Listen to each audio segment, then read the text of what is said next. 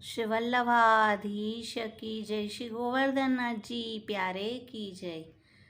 વૈશાખ સુદ ત્રીજ એટલે અક્ષય તૃતીયા। આ તે દિવસ છે કે જ્યારે અક્ષય તૃતીયા, અક્ષય લીલા, નવરંગ ગિરિધર પહેરત ચંદન। આ દિવસે શ્રી ઠાકોરજી શ્રી સ્વામીજીમાં કોઈ માન નથી હોતું। શ્રી મહાપ્રભુજીએ શ્રી ગિરિરાજજી પર શ્રીજી બાવાનું મંદિર સિદ્ધ કરાવી, શ્રીજી બાવાને પધરાવી તેમની સેવા શરૂ કરી હતી, તે આ દિવસ છે। શ્રીજી બાવા સફેદ રંગનો મલમલનો ચંદનની કિનારીવાળો પીછોડા, મસ્તક પર સફેદ કુલે, સિરપેચ, 3 ચંદ્રિકાની જોડ, શીશફૂલ અને કર્ણમાં મયુરાકૃતિ કુંડલ ધારણ કરે છે।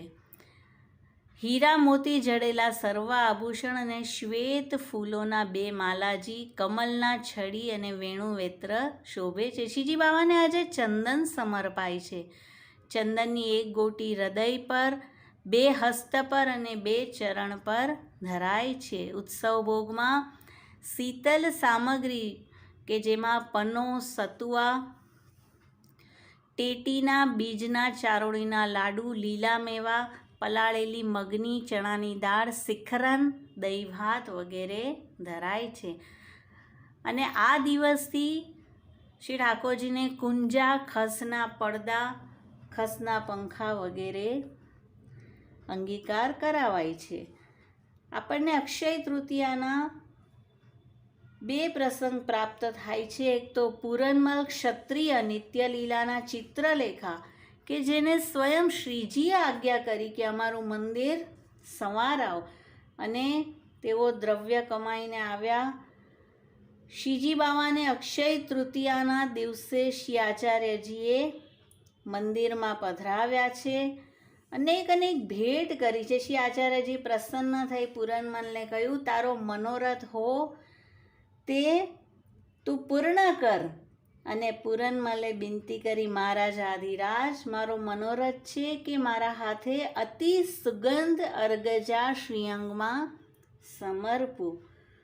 શ્રી આચાર્યજીએ કહ્યું, સુખેન મનોરથ કરો, અને અત્યંત સુગંધ અર્ગજા સિદ્ધ કરી સર્વાંગમાં લગાવી। નિત્યલીલાના ચિત્રલેખા છે, કુંજ સંવારવાની સેવા લીલામાં પણ મળે છે, માટે અહીંયા શ્રી આચાર્યજી કે જે શ્રી સ્વામીજીનું સ્વરૂપ છે તેમની કૃપાથી અર્ગજા લેપનની સેવા માંગી છે।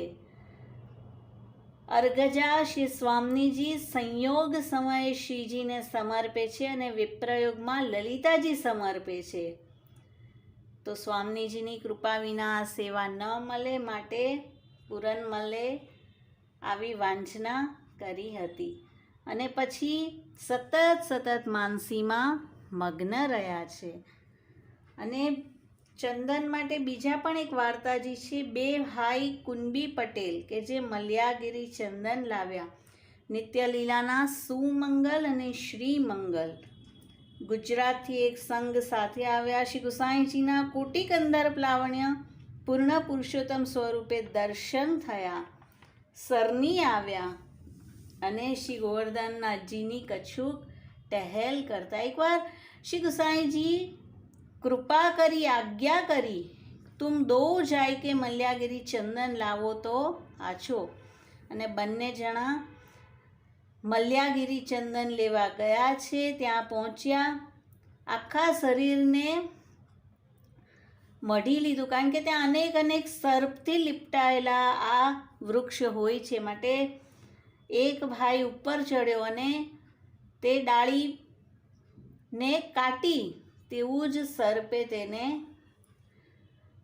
દંશ માર્યો અને તરત જ તે ત્યાં રહી ગયો। બીજા ભાઈએ ડાળ ખેંચીને મલ્યાગીરી લઈને આવ્યો, અને શ્રી ગુસાઈજી પ્રસન્ન થઈ આજ્ઞા કરી કે તું માંગ।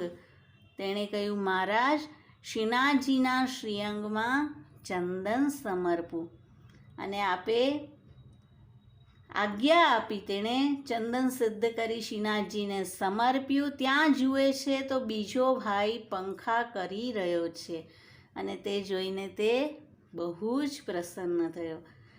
ગુરુની આજ્ઞા પર વિશ્વાસ રાખી કાર્ય કરે તો નિશ્ચય સિદ્ધ થાય, અને સેવા અર્થ દેહ પડી જાય તો શ્રીનાથજી તેને ક્યારેય છોડતા નથી. તો અક્ષય તૃતીયા કે જે દિવસે શ્રી ઠાકોરજી શ્રી સ્વામીજીમાં કોઈ માન નથી હોતું અને શ્રીજીને ચંદન સમર્પાય છે અને આપનો તાપ દૂર કરાય છે. શ્રી વલ્લભાધીશ કી જય, શ્રી ગોવર્ધનનાથજી પ્યારે કી જય. અક્ષય તૃતીયાની સર્વે પુષ્ટિ સૃષ્ટિને બધાઈ હો.